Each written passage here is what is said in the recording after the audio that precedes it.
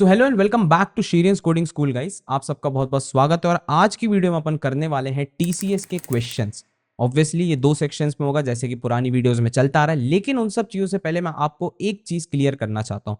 So first of all see these images. मैं आपको कुछ फोटोज दिखा रहा हूँ। एज यू कैन सी काफ़ी सारे एप्टीट्यूड के क्वेश्चन दिख रहे होंगे इसमें, कुछ ऑनलाइन एग्जामिनेशन में दिख रहे होंगे, कुछ ऑफलाइन शीट्स दिख रही होंगी।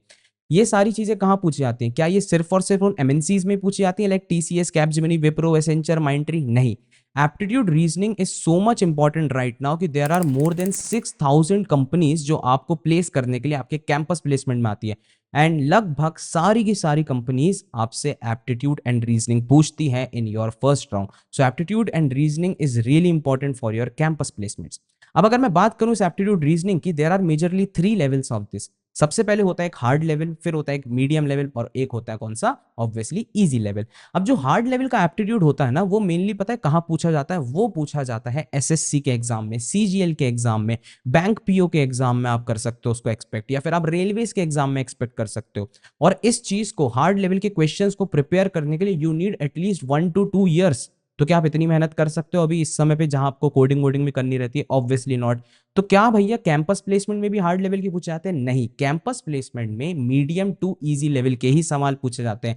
And you only need 2 to 3 months to prepare those questions. अब अगर मैं बात करूं भैया कहां से प्रिपरेशन करेंगे, we have made this course at really low cost, जिसमें आप ऑब्वियसली कूपन वूपन भी अप्लाई कर सकते हो। You can by this course eight shirians.com और काफी ज्यादा कॉस्ट इफेक्टिव भी है और साथ साथ सिर्फ और सिर्फ फोकस्ड है कैंपस प्लेसमेंट के लिए, जिसमें आपको 2 या 3 साल नहीं पढ़ना पड़ेगा। सिर्फ और सिर्फ आप 3 से 4 महीने के अंदर you can prepare your aptitude reasoning. Okay, तो अपन बात करते हैं आज की वीडियो पे। आज टीसीएस के अपन क्वेश्चंस देखेंगे। फर्स्ट सेक्शन होगा अपना रीजनिंग का, जैसे कि आपको पता है पहले मैंने एसेंचर और विप्रो में भी किया है, सेम गोज विद टीसीएस। और दूसरा सेक्शन होगा एप्टीट्यूड का। देखते हैं कितने ज्यादा हार्ड लेवल क्वेश्चंस होते हैं, क्या उसका सेट होता है, किस तरीके से क्वेश्चंस को सॉल्व करना होता है। So let's start this video.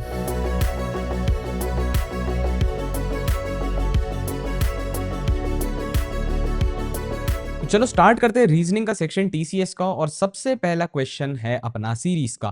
तो इस सीरीज के क्वेश्चंस तो काफी ज्यादा दिखते हैं। अगर आपने पुरानी वीडियोस नहीं देखी, एसेंचर एंड विप्रो में भी काफी सारे सवाल थे सीरीज के, एज यूजुअल इसमें भी रहेंगे। तो अब सीरीज में अपने को रॉन्ग बताना है, प्रेडिक्ट करना है कि कौन सा इस सब में से रॉन्ग है। So let's start with the first letter. B के बाद क्या आ रहा है? बी सी डी, 2 का स्पेस है, ठीक है। डी के बाद डी ई एफ जी, मतलब 3 का स्पेस है। जी के बाद G A B C D F G H I J K, तो 4 का गैप है। और के और पी के बीच में 5 का गैप है। तो जो पहले लेटर्स है, मुझे ये चीज समझ आ रही है, यहाँ पे एक सीरीज फॉलो हो रही है फर्स्ट में 2 3 4 5। तो मुझे नहीं लगता यहाँ पे अभी किसी में भी कोई भी दिक्कत चल रही है, क्योंकि there is a series that is following.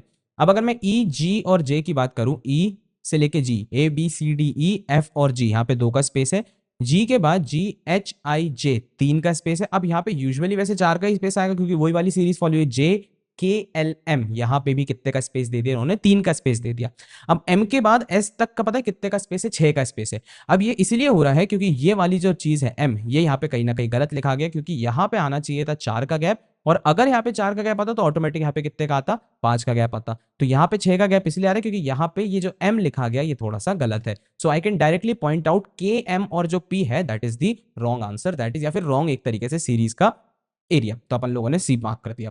तो काफी ज्यादा सिंपल था पहला वाला सवाल। तो चलो दूसरा सवाल देखते हैं। ओके, अब टीसीएस में सेकंड जो टाइप के क्वेश्चन आया था, that is in each of the 4 pairs of letter clusters the letters in the second term are in rearrange या फिर ट्रांसफॉर्म्ड फॉर्म, ठीक है, of the letters from the first term in a particular pattern in which 2 pair has been transformation been done the same way. अब यहाँ पे देखना, एक चीज समझो। अपने को ये बोला जा रहा है कि भाई आपके पास क्या है कि भाई 2 फॉर्मेशन है लेटर्स के, और 2 इन ये जो पूरे 4 फॉर्मेशंस दिए ए बी सी डी, उसमें से जो 2 फॉर्मेशन है कहीं ना कहीं बिल्कुल सेम होंगे या फिर सेम पैटर्न फॉलो कर रहे होंगे फॉर्मेशन का, लेकिन उसमें से जो बचे 2 हैं वो नहीं कर रहे होंगे। तो अपने को वो 2 फाइंड आउट करना है। सो first of all in type के क्वेश्चन में सबसे पहले आप क्या देखा करो, देख लो कितने कितने लेटर्स है। सब में 6 6 है क्या? हाँ चलो ठीक है, सब में 6 हैं, आगे बढ़ जाओ। फिर दूसरा टर्म आपको क्या करना है, आपको ये देखना है कि क्या भाई सारे के सारे लेटर्स जो अपन लोगों ने रीअरेंज करे वो सेम है, कहीं अलग तो नहीं है। तो जैसे मैं फर्स्ट वाला देखता हूँ, M A S T E R, MASTER नहीं है, यहाँ पे ई नहीं है, तो मैं बोल सकता हूँ कि इसमें कुछ ना कुछ लेटर को ट्रांसफॉर्म करा गया है। तो क्या अगले वाले 3 में भी ट्रांसफॉर्मेशन है किसी ना किसी एक लेटर का? देखते हैं। POSTAL। अब एज यू कैन सी यहाँ पे भाई लेटर का ट्रांसफॉर्मेशन नहीं है, दैट मीन्स ए और बी तो बिल्कुल हो नहीं सकते। ऐसे अब मैं सी के बारे में बात करता हूँ, तो देखो सी में भी HASTEN, there is also no transformation, तो ये भी नहीं हो सकता इसके साथ। एंड फाइनली फादर में अगर मैं देखूंगा FATHER, यहाँ पे भी नहीं है, तो मैं सीधे सीधे बोल सकता हूँ ए वाला तो मेरा पक्का गलत है, ए वाला तो किसी के साथ लिंक हो ही नहीं सकता, because there is no transformation of any letter. अब अपन क्या करेंगे, बी सी और डी में से कोई से एक सेम एक तरीके से ट्रांसफॉर्मेशन या फिर रीअरेंजमेंट देखेंगे। चलो देखते हैं सेम रीअरेंजमेंट किसका हो रहा है। तो पोस्टल का रीअरेंजमेंट हो रहा है, PO बीच में आ रहा है जो स्टार्टिंग का था, ST उसके अगल बगल आ रहा है, और A और L उसके बिल्कुल और पूरे साइड में फैलता जा रहा है। अब हेस्टन का भी देखूंगा तो HA, लेकिन मैं देख सकता हूं HA मेरा मिडिल में नहीं आ रहा है। सो ऑब्वियसली इन दोनों का अगर लिंक नहीं है तो कहीं ना कहीं इन दोनों का या फिर C और D का लिंक होगा। देखते हैं FATHER किस में लिखा है। FA as you can see बीच में आ रहा है, तो आई कैन डेफिनेटली से कि B और D मेरे बिल्कुल सेम है, क्योंकि इसमें भी स्टार्टिंग के 2 लेटर बीच में आ रहे हैं, इसमें भी स्टार्टिंग के 2 लेटर बीच में आ रहे हैं, इसमें भी T और H इधर उधर लेफ्ट और राइट साइड पे डिस्ट्रीब्यूट हो रहे हैं, यहाँ पे भी लेफ्ट और राइट साइड पे डिस्ट्रीब्यूट हो रहे हैं। सो वी कैन डायरेक्टली से B and D is the answer. I hope तुम्हारे को वाला क्वेश्चन समझ आया होगा, क्योंकि रीजनिंग वाला सेक्शन जनरली सारे ही एग्जाम का इतना ज्यादा टफ नहीं होता, लेकिन स्टिल फिर भी मैं देख सकता हूँ थोड़ा सा difference between TCS and Wipro या फिर एसेंचर से। Given below is a question followed by 3 statements 1, 2 and 3 each containing some information. Decide which of the given statements is correct. ठीक है, 6 person A, B, C, D, E and F are sitting around a circular table facing towards center. So this question is of arrangement. So directly what you have to do is you have to make a circle और उसमें आपको 6 people को डालना पड़ेगा. So here comes our 6 people. अब इन 6 people की कुछ information दी है 1, 2 and 3, इसके बेसिस पे आपको एक आंसर देना है. Who sits between second to the right of D? So let's see. C and D are immediate neighbors and C is sitting opposite to B. चलो ठीक है, C और D क्या है? इमीडिएट नेबर्स है। तो लेट्स से मैंने C को यहाँ डाल दिया और यहाँ पे इसको डाल दिया and C is sitting opposite to B, तो C जो है वो B के बिल्कुल अपोजिट में बैठा है। ठीक है भैया, 3 इंफॉर्मेशन तो मैंने सही से ही डाल दी। A is not a neighbour of E, जो A है वो E का नेबर नहीं है। अच्छा, अब एक और बन सकता है, C और D को मैंने इमीडिएट नेबर्स तो बनाया है, ये भी ऐसे ही बना सकता हूँ, D को इधर रख देता हूँ और C को इधर रख देता हूँ और C के अपोजिट में किसको बैठा देता हूँ? B को बैठा देता हूँ। अभी हाल फिलहाल ये कर रहा हूँ। अब अपन को ये देखा कि देखो 2 हो सकते हैं ना, C और D लेफ्ट और राइट भी हो सकते हैं, तो इस तरीके से आपको कम से कम दो अपने के सिनेरियोस तो बनाने पड़ेंगे। A is not a neighbour of E, जो A है वो E का नेबर नहीं है। ठीक है, तो देखो अगर A और E को मैंने इधर पे रख दिया तो ऑब्वियसली वो लोग नेबर हो जाएंगे, तो मेरे को यहाँ पे रखना नहीं पड़ेगा, तो या तो A इधर आएगा या फिर E इधर आएगा या फिर इनका वाइस वर्सा हो सकता है। एंड सेम गोज हियर, या तो A इधर आएगा या फिर E इधर होगा, इनका भी वाइस वर्सा हो सकता है। A is not the neighbour of E but is the neighbour of B, तो जो A है वो किसका नेबर है? B का नेबर है। तो A अगर B का नेबर हुआ तो वो तो चलो दिख ही रहा है भाई, A को किसी भी पोजीशन पर रखो, इन दोनों में B का तो नेबर आ ही जाएगा। D is not a neighbour of A, अब मेरे को पहले इंफॉर्मेशन दी थी कि भाई A जो है वो D के साथ नहीं बैठा है, तो E यहाँ पे आ जाएगा और A यहाँ पे आ जाएगा, और same goes with here E यहाँ पे आ जाएगा और A यहाँ पे आ जाएगा, और जो बचा but second to the right of F, तो F यहाँ पे आ जाएगा और F यहाँ पे आ जाएगा। अब लेकिन ये जो लास्ट इंफॉर्मेशन है but is second to the right of F, देखो लेफ्ट यहाँ पे इसका और राइट यहाँ पे, तो फर्स्ट सेकंड राइट। लेकिन अब अगर मैं इस पोजीशन पे देखूं तो ये क्या हो जाएगा? F का लेफ्ट हो जाएगा, तो ये वाला इंफॉर्मेशन अपनी गलत हो गई और ये वाली सही हो गई। अब इसके बेसिस पे who sit second to the right of D, D के राइट में सेकंड पे कौन बैठा है? फर्स्ट सेकंड, ऑब्वियसली कौन बैठा है? बी बैठा है। So our answer to this question is C, B. तो इन वाले क्वेश्चंस में बस एक ही टिप्स दूंगा कि भाई आपको जब भी इस टाइप के सर्कुलर अरेंजमेंट बनाने हैं ना, तो सर्कुलर अरेंजमेंट में you can start with any place. मतलब अगर आपको दिख रहा है कि भाई ए और बी इमीडिएट नेबर है, तो just go with anywhere और वहां पे आप उनको प्लेस कर दो, और उसके बेस पे circular arrangement is a never ending loop, उसमें आप कहीं पे भी सबको प्लेस कर सकते हो। तो चलो अगले क्वेश्चन पे मूव करते हैं, देखते हैं टीसीएस में क्या पूछा गया था। Let's see. ओके, तो टीसीएस का नेक्स्ट क्वेश्चन था obviously related to blood relation, और ब्लड रिलेशन में आपको कुछ एक स्पेसिफिक कोड्स दिए और उन स्पेसिफिक कोड्स के बेसिस पे आपको किसी एक चीज को प्रूफ करना है, और इस प्रूवमेंट के लिए कहां आएंगे? अपन अपने ऑप्शंस पाएंगे, जो ऑप्शन इस चीज को प्रूव कर देगा राइट, वो हो जाएगा आपका बिल्कुल सही आंसर। तो चलो देखते हैं। A minus B means A is the wife of B, चलो ठीक है, ये सारी तो इन्फॉर्मेशन है, मेन अपन देखते हैं एक्सप्रेशन क्या। Which of the following expression represent that D is the father of B? What I need is D is the father of B. मेरे को ये वाली रिप्रेजेंटेशन चाहिए। यहां पे मैं इसको positive sign is for males, negative sign is for females, आपको जैसा यूज करना आप कर सकते हो। B/D। अब जैसे मेरे को सबसे पहली चीज देखी, स्लैश का मतलब होता है A is the brother of B, that means B is the brother of D। अब भाई मेरे को D और B में तो फादर और सन का रिलेशन चाहिए था, अपन को सबसे पहली लाइन में दे दिया कि भाई ब्रदर का रिलेशन, तो पहला ऑप्शन तो बिल्कुल गलत हो गया। Same goes with second option, यहाँ पे आप देख सकते हो B इंटू डी दे के रखा है, A into B means A is the son of B, तो यहाँ पे लिख दिया B is the son of D। और यहां पे अपने को लिखा था D is the father of B, तो अब अगर इस इंफॉर्मेशन से देखूं तो ये वाला तो बिल्कुल सही जा रहा है, तो ऑब्वियसली ये वाला ऑप्शन क्या हो जाएगा, सही हो जाएगा। तो इसी तरीके से इन क्वेश्चंस को सॉल्व करना है, काफी ज्यादा इजी रहते हैं। बस यहाँ पे आप देख लेना जो ऑप्शंस आपको सही लगे, जैसे ही आपको पहला ऑप्शन सही मिल जाए वहां पे उस ऑप्शन को टिक कर देना और आगे बढ़ जाना। चलो नेक्स्ट क्वेश्चन पे मूव करते हैं।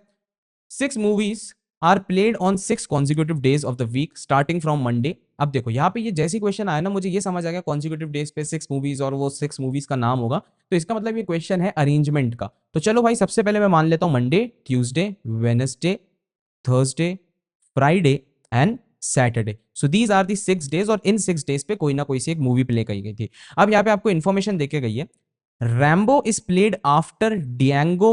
ठीक है भैया, आपको ये बता दिया कि जो रैम्बो है वो डियांगो के बाद प्ले की गई है। ठीक है, नूरी is telecast between D and A. आप ये बोल सकते हो N is telecasted between D and A, तो एन को अपन बीच में रखते हैं और डी और ए को इस तरीके से रख देते हैं, दे कैन बी इंटरचेंजेबल। ठीक है, blade is played immediately after Hungama, तो हंगामा के जस्ट बाद क्या प्ले किया गया था, ब्लेड प्लेस किया गया था। और उसके बाद अपने को यह भी चीज पता चली, बट बिफोर अकीरा, लेकिन अकीरा के पहले था blade. Which movie is played on Tuesday. अच्छा अब देखो यहाँ पे अपने को एक इन्फॉर्मेशन ये देके जा रही है कि आपको बताना है ट्यूसडे को कौन सी प्लेस की गई।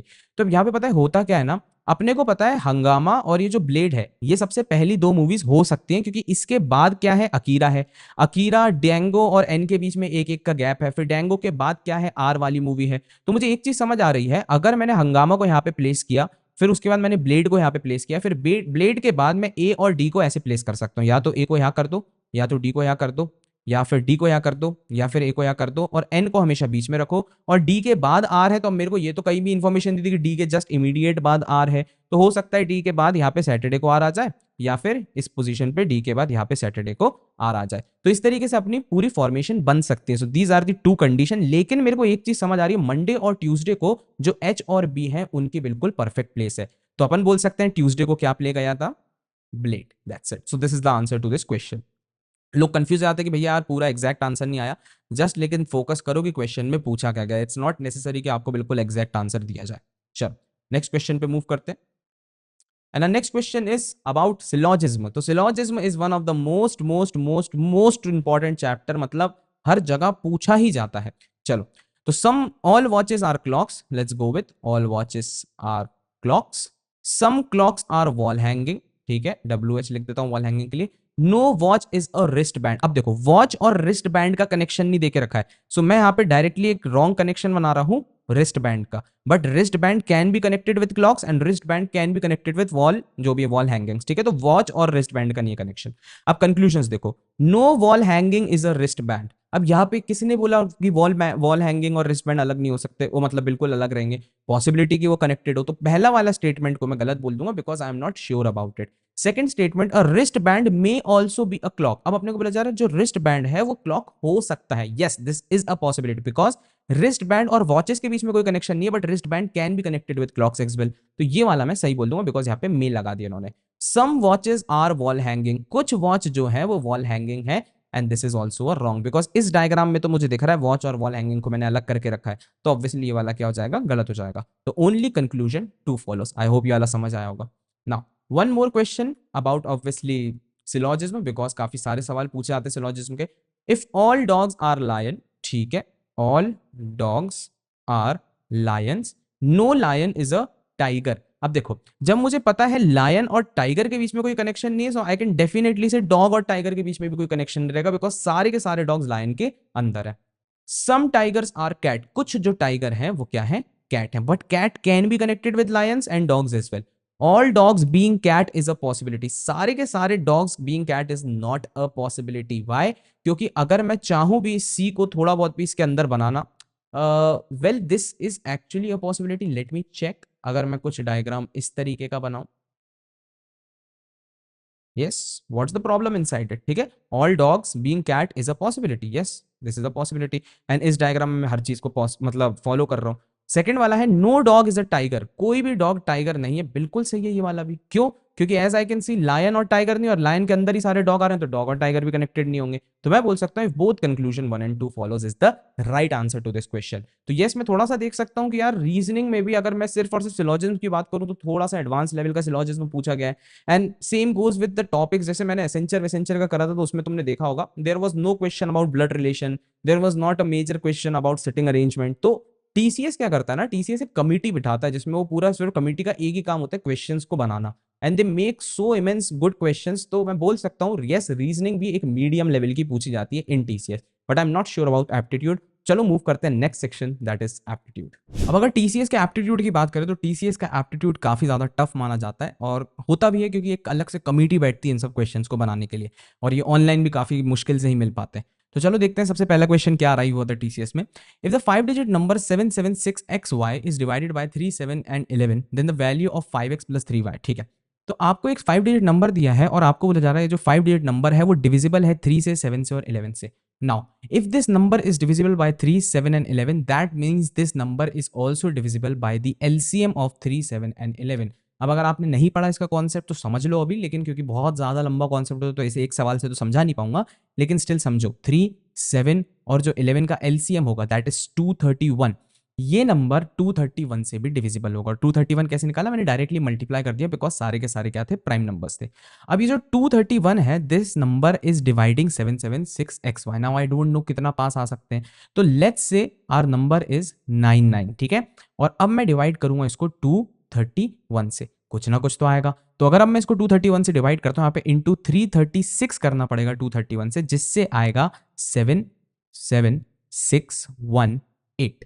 18 नहीं 16 आएगा I guess, yes 16। So this is the number जिससे अपना कुछ कुछ रिमाइंडर आएगा, but I don't care about reminder, I don't care about this 336। What I care about is 77616। That means ये जो नंबर है ये डिविजिबल है 231 से। अब अगर ये नंबर डिविजिबल है 231 से, तो मैं बोल सकता हूं x और y की वैल्यू क्या हो जाएगी? 1 एंड 6। तो अब x इज इक्वल्स टू 1 आ गया, y इज इक्वल्स टू कितना आ गया? 6 आ गया। अब अपने को बस ये वाली वैल्यू निकालनी है, that is 5 into 1 plus 3 into y, that is 6। तो 5 plus 6 3 is 18 and this is obviously 23। So our answer is C 23। I hope समझ आया होगा, और अगर नहीं भी आया समझ तो भाई पढ़ाई करो एप्टीट्यूड रीजनिंग की, यही सारे सवाल पूछे जाते हैं। चलो नेक्स्ट क्वेश्चन पे मूव करते हैं, and next question is wait a second, यहाँ आगे पीछे क्यों नहीं? अच्छा, तो मेरे कीबोर्ड की बैटरी लो हो गई थी, लेकिन अब अपन नेक्स्ट क्वेश्चन पे मूव कर सकते हैं, मैंने चार्जिंग पे लगा दिया है। तो नेक्स्ट क्वेश्चन है, in an examination 55% of the student passed and 621 failed. Okay, now the information is clear कि आपके पास टोटल 100% स्टूडेंट्स थे, तो लेट्स से दिस इज 100%, और इस 100% में से आपके 55% पास हो गए थे। सो अगर मैं बोलूँ 55% पास्ड है तो फेल्ड कितने होंगे? ऑब्वियसली 45% फेल्ड, और 45% फेल्ड अपने को दिए हुए हैं 621 स्टूडेंट फेल्ड, तो 45% इज रिप्रेजेंटिंग टू 621 स्टूडेंट्स। अब अगर 621 रिप्रेजेंटेशन हो रहा है तो मैं ये बोल सकता हूं x कुछ होगा जो टोटल नंबर ऑफ 100% है, ठीक है। उसका मैंने 45% निकाला, कैसे निकालूंगा? इंटू 45 डिवाइड बाय 100, और उसकी वैल्यूएशन आ रही है कितनी? 621। So I can directly say x is equals to 621 into 100 divided by 45, और अगर मैं इसकी वैल्यू निकालता हूं सो 100% वैल्यू आ रही है 1380। तो दैट मीन्स 1380 में से 45% कितना निकला? 621। आई होप ये चीज समझ आई होगी।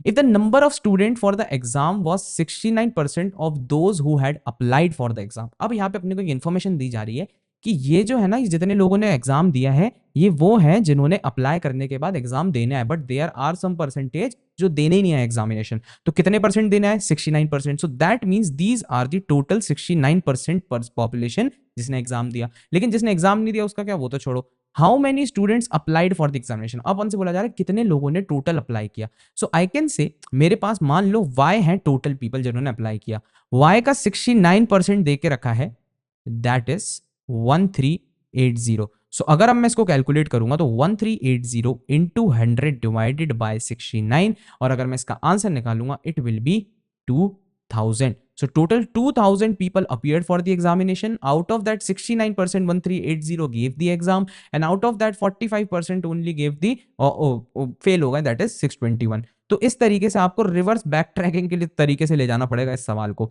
अब अगर मैं बोलूं ये काफी ज्यादा मेस्ड अप क्वेश्चन था, क्योंकि एकदम से दिमाग नहीं लग पाता, लेकिन जैसे जैसे आप परसेंटेज की प्रैक्टिस करते जाओगे ये सब चीजें आसान लगने लगेंगी। ठीक है, चलो नेक्स्ट क्वेश्चन पे मूव करते हैं। तो थर्ड क्वेश्चन बोल रहा है इन 2020 a certain number of students for institute A appeared in an annual examination and 35% of the student failed. ठीक है, अब इन टाइप के क्वेश्चन में ना सबसे पहले पता है क्या देखता हूं कि क्या आगे कोई भी वैल्यूज देके रखी है। देखो हर जगह परसेंटेज दिया 35%, 250%, 70% and there is no value. तो अब यहाँ पे क्या कर सकते हैं, इन टाइप के क्वेश्चन में अपन अज्यूम करके चल सकते हैं। तो अजम्पशन कैसे लेंगे कि मान लो भाई एक यूनिवर्सिटी उसमें 100 लोग आए और 100 लोगों में से क्या हुआ, अपने को दे दिया 35% ऑफ द स्टूडेंट फेल्ड। तो अगर 35% फेल हुए हैं तो 65% क्या होंगे, पास हो जाएंगे। और अगर मैं 100 में से 35% निकालूं दैट इज 35 और यहाँ पे 65। अब ऐसे ही अपने को बताया गया एक और यूनिवर्सिटी है that is B university for institute B, उसमें 250% ज्यादा लोग आए ए से। तो अगर ए से 250% ज्यादा है दैट मीन्स 350 लोग आए, क्योंकि 100 में अगर 250 बढ़ाएंगे इट इज 350। और इस 350 में से अपने को एक और चीज बताई गई है for the same exam for institute B, if 70% of the total student of A and B pass the examination. अपने को बोला दोनों को अगर मिला दे तो कितने हो रहे हैं, 450 में से 70% पास हुए हैं। तो 70% को निकाल लो कितने पास हुए हैं, 45 इंटू 7 दैट इज 315। अब आउट ऑफ दिस 315 मुझे पता है ए यूनिवर्सिटी में कितने पास हुए हैं, 65 पास हुए हैं। तो अगर मैं 65 को माइनस कर दूंगा तो कितना बचेगा, 250। दैट मीन्स 250 कहां पे पास हुए हैं, बी में पास हुए हैं। तो 250 स्टूडेंट पास। अब अगर 250 स्टूडेंट पास हुए हैं तो फेल कितने होंगे, 350 minus 250 that is 100 student failed. और ये जो 100 स्टूडेंट फेल हुए हैं 350 के से, अपने को यही पूछा जा रहा है then the fail percentage of students of institute B is, मतलब 100 कितना परसेंट है 350 का। तो लेट्स से 100 एक्स परसेंट है 350 का, तो 350 का एक्स परसेंट कैसे निकालेंगे, इस तरीके से निकालेंगे। और कितना आ रहा है, 100 आ रहा है। So X is equals to 100 into 100 divided by 350। तो इसकी वैल्यूएशन कितनी आ जाएगी, इसकी आएगी 28 पॉइंट कुछ आएगी, तो अपन राउंड ऑफ करके 28.6 लिख सकते हैं। तो आई होप ये वाला सवाल भी समझ आया होगा। Yes, this is one of the most toughest question of percentages, but obviously you are talking about TCS and TCS is the company जो काफी सारे एग्जाम्स कंडक्ट करवाती है अपने एप्टीट्यूड और रीजनिंग में, तो वो तो देगी इतने सवाल। चलो हम नेक्स्ट क्वेश्चन पे मूव करते हैं। वेट अ सेकंड, बस ये मिट जाए। चलो नेक्स्ट क्वेश्चन। तो नेक्स्ट क्वेश्चन है a shopkeeper gains 20% by selling an article at 25% discount on its mark price. ठीक है, तो अपने को बोला जा रहा है एक शॉपकीपर ना 20% कमाता है after selling an article at 25% discount. अब तुम सोच रहे हो भैया ये कैसे हो सकता है। देखो होता क्या है ना, कुछ एक चीज होती है मार्क प्राइस, उस पर अगर आप डिस्काउंट दे दो तो भी आप कमा सकते हो। ठीक है, तो लेट्स से शॉपकीपर की मार्क्ड प्राइस थी 100 rupees, so this is the marked price. अब इस मार्क्ड प्राइस पे मैंने क्या किया, 25% का डिस्काउंट दिया। क्यों, a shopkeeper gains 20% by selling an article at 25% discount, that means I am selling that article for 75 rupees on its mark price. अब क्या हुआ, ये जो 75 रुपीज की सेलिंग प्राइस है ना, इस पे अभी भी प्रॉफिट आ रहा है 20% का। तो अगर आपको 75 रुपीज पे 20% का प्रॉफिट आ रहा है दैट मीन्स आपकी कॉस्ट प्राइस 75 से भी कम होगी। So let's say your cost price is x और इस पे आपको 20% का प्रॉफिट हो रहा है, दैट मीन्स 120 बाय 100 जब मैं कर रहा हूं तो आपकी वैल्यू आ रही है 75। इसको बोलते हैं इंक्रीजिंग वैल्यू ऑफ परसेंटेज। अगर आपको पढ़ना है तो आप ऑब्वियसली भाई मेरा कोर्स खरीद सकते हो जिसमें मैंने बहुत अच्छे तरीके से सारे कॉन्सेप्ट्स बताए हैं। तो अब x की वैल्यू इंटू 120 बाय 100 करेंगे तो 75 वैल्यू आएगी। अगर मैं इसको कैलकुलेट करूंगा तो x की वैल्यू आ जाएगी 62.5। ठीक है, मैंने पहले से कैलकुलेट करके रखा क्योंकि ऑब्वियसली मैं इतना टाइम वेस्ट नहीं करना चाहता यहाँ पे।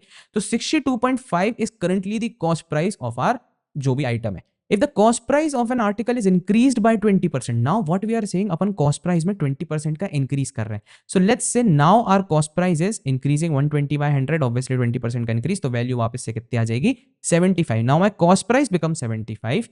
तो अब आप बताओ जो मेरी मार्क्ड प्राइस चल रही थी 100 रुपीज की, how much discount percent should be given on the same mark price to get a profit of 8%।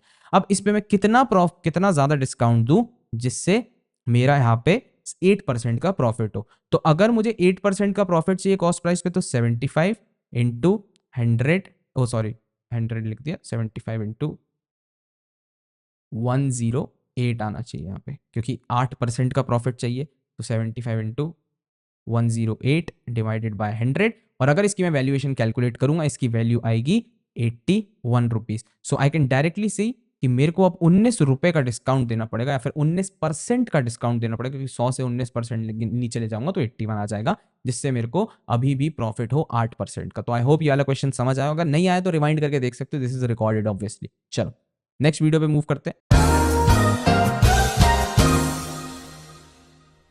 Not video, next question पे मूव करते हैं। Our next question is obviously about simplification, क्योंकि simplification is the thing जिसपे काफी ज्यादा जोर दिया जाता है इन टीसीएस। तो सिंप्लीफिकेशन में बोला जा रहा है if p is equals to √6 minus √5 and q is equals to √10 plus √3 then what is the value of p square q square divided by 6 p square plus q square, this is square, ठीक है। तो this question is about simplification, तो just do one thing, पहले p square कर दो, तो p square करेंगे तो √6 माइनस √5 का होल स्क्वायर हो जाएगा, that is a square √6 square minus 2 into a into b plus b square that is √5 का होल स्क्वायर, ये हो जाएगा 6 माइनस 2√30 प्लस 5 और वी कैन से 11 माइनस 2√30। तो ये वैल्यू आ रही है अपने p स्क्वायर की, और अगर मैं q का स्क्वायर करूंगा तो q स्क्वायर की वैल्यू कितनी आएगी, √10 का होल स्क्वायर, क्योंकि a प्लस b है तो a square plus 2 into let's just 2 into 2a और b तो √3 प्लस, और यहाँ पे कितना हो जाएगा √3 का होल स्क्वायर, तो ये हो जाएगा 10 प्लस 2√30 प्लस 3, या फिर मैं बोल सकता हूँ 13 प्लस 2√30, दैट्स इट। अब अपने को बोला जा रहा है p square plus q square divide by 6 करना है, तो p स्क्वायर और q स्क्वायर की मैंने वैल्यू निकाल ली है, this is p square, this is q square, इन दोनों को बस प्लस कर दो तो कितना हो जाएगा 11 माइनस 2√30 प्लस 13 प्लस यहाँ पे 2 आएगा 2√30, so I can definitely see negative positive, minus 2√30 plus 2√30 cancel out, 11 plus 13 कितना हो जाएगा, 11 प्लस 13 हो जाएगा 24, एंड 24 को डिवाइड करना है किससे, 6 से, तो ये कितना आएगा 6 4 जा 24। So our answer to this question is obviously C. तो इस तरीके से क्वेश्चन को सॉल्व करना है। तो सिंप्लीफिकेशन का तो आप सीधे सीधे डायरेक्टली क्या करना है, बस सॉल्व करना शुरू करो। ऑब्वियसली वो भी इस टाइप के क्वेश्चन देंगे, कहीं ना कहीं सिंप्लीफाई होगी इक्वेशन, जिससे आप बस कैलकुलेट कर सको, ठीक है। So you must know the formula of a square plus b square, a square minus b square, ये सब बहुत सिंपल फॉर्मूले होते हैं, ठीक है। चलो अब आगे बढ़ते हैं। Next question is two numbers having their LCM 480 are in the ratios 3:4, what will be the smaller number of this pair। तो इस क्वेश्चन को सॉल्व करने का तरीका बहुत ही सिंपल है कि भाई जब भी आपके पास LCM दिया रहता है, दो रेशियोज दिए रहते हैं ना, तो इसके बेसिस पर आप HCF निकाल सकते हो। मैं बताता हूँ कैसे। बिकॉज LCM के होते हैं 3 वेरिएशन, या फिर अपन बोल सकते हैं 3 पेयर्स। पहला होता है HCF, फिर होता है रेशियो 1 और होता है रेशियो 2, ये फैक्टर्स होते हैं अपने LCM के। तो मैं बोल सकता हूँ HCF into ratio 1 into ratio 2 is equals to our LCM. अब अगर आपको ये नहीं पता था फॉर्मूला ये सब कैसे कर रहे हैं, आप ऑब्वियसली कोर्स को चेकआउट कर सकते हो, and even you can just carry around with these things. आपको बहुत सारी चीजों को एक्सप्लोर करना पड़ेगा एप्टीट्यूड रीजनिंग के लिए। What will be the smaller number of this pair, तो HCF कितना है आपका, HCF तो गिवन ही नहीं है, तो अपन इसको तो निकाल ही रहे हैं, तो इसको x मान लो। रेशियो 1 देकर रखा है 3 into 4 equals to LCM given है 480। अगर मैं इसको कैंसिल आउट करूंगा तो ये कितना आएगा, x इज इक्वल्स टू यहाँ पे आ जाएगा 3 से कैंसिल आउट होके 40, तो our HCF is coming out to be 40, and what will be the smaller number. अब रेशियोज में आप डायरेक्टली मल्टीप्लाई कर सकते हो अपने HCF को, जिससे आंसर निकल जाएगा। सो योर HCF इज 40, तो 40 इंटू 3 कितना जाएगा, 4 3 12, 120 is the right answer to this question. और कमेंट करना अगर आप सही में ये सारे सॉल्व कर पा रहे हो, क्योंकि पॉज करके एक बार तो देख ही रहे होगे सवाल सॉल्व करने के लिए, ठीक है। कॉपी पेन लेके बैठा करो इन टाइप की वीडियोस के लिए। चलो नेक्स्ट क्वेश्चन पे मूव करते हैं। So next question is A and B can do a bit of work in 12 days, ठीक है। B and C can do it in 15 days, while C and A can do it in 20 days. So this is a question of work and time, जिसमें आपको दे के रखा है A और जो B है वो कर रहे हैं 12 दिन में काम, ठीक है। B और C है वो कर रहे हैं 15 दिन में काम, एंड C और A जो है वो कर रहे हैं 20 दिन में काम। अच्छा, तो भैया अब इसमें अपन को क्या करना है, in how long will they complete in corporation, मतलब तीनों अगर मिलके करेंगे तो कितना करेंगे, additionally in how long can A alone do it. चलो ठीक है, तो सबसे पहले तो आपको करना क्या इन क्वेश्चंस में, आप एक टोटल वर्क मान के चलो। मैं एलसीएम वाले मेथड से करता हूँ, फ्रैक्शन वाले से नहीं करता।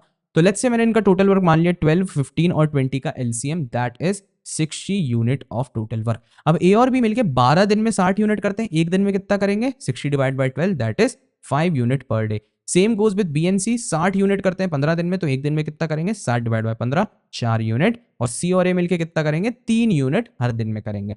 अब तीनों अगर मिलके काम करेंगे तो मैं क्या करूंगा, LHS और RHS को प्लस कर दूंगा। So this becomes 2A plus 2B plus 2C। क्यों, क्योंकि देखो A कितनी बार है, 2 बार है, B 2 बार है और C 2 बार है। इक्वल्स टू ये सबको प्लस कर दो, that is coming out to be 12। तो मैं ये भी बोल सकता हूँ 2 को अगर कॉमन लूंगा तो a plus B plus C are doing how much work, 12 divide by 2, because इस 2 से कैंसिल आउट हो जाएंगे और ये हो जाएगा 6 unit. So I can definitely से ए बी और सी मिलके 6 यूनिट कंप्लीट करते हैं हर दिन। तो पूरे 60 यूनिट कितने दिन में करेंगे? ऑब्वियसली 10 डेज में। तो पहले क्वेश्चन का तो आंसर आ गया, that might be A and D. लेकिन अपने को दूसरा वाला सवाल भी दिया है, how long can A alone do it. तो A alone can do it in either 30 days और 50 डेज। तो देखते हैं कैसे। देखो a plus B plus C given 6, इसमें से b और c को माइनस कर दो। b और c कितना देकर रखा था? 4। तो अगर आप a प्लस बी और c की जगह 4 लगा दो और यहाँ पे 6 लिखोगे तो a कितना निकलेगा?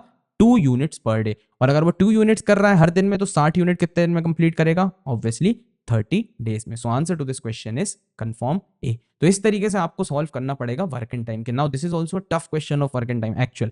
तो अगर अब मैं टीसीएस के एप्टीट्यूड की बात करूं, you have to complete most of the chapters like simplification, like aptitude में आप वर्क एंड टाइम ले सकते हो, percentage, profit and loss, HCF, LCM, and each and every question is currently mid to high level. तो आपको इस चीज का बहुत ज्यादा ध्यान रखना पड़ेगा। सो आई होप आपको समझ आएगा कैसे एप्टीट्यूड होता है। तो मैं इसको रेटिंग दूंगा मिड टू हाई लेवल की ऑब्वियसली एप्टीट्यूड को, और रीजनिंग को मैं फिर भी इजी टू मिड ही दूंगा, क्योंकि reasoning is not that tough in each and every chapter, और मतलब हर पेपर में इजी ही आती है रीजनिंग।